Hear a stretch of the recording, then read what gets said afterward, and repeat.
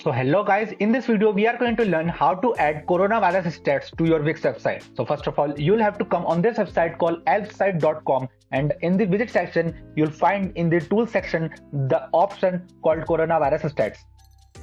Now go to create widget, and here you can see here are the bunch of templates. You can choose whichever you like and go with the option called add to website.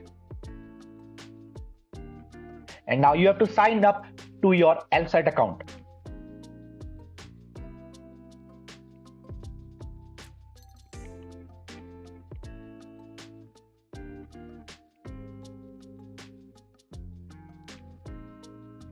And now just click on this save button.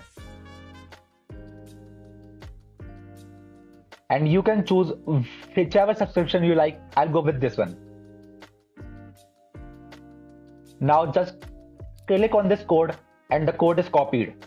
Now come onto your editor.wix.com and click on add elements. And in this embed code, click on embedded HTML. Now paste the code you just copied and click on update.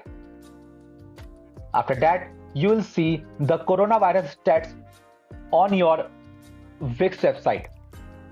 And if you find this video helpful, then please subscribe to our channel, and thanks for watching.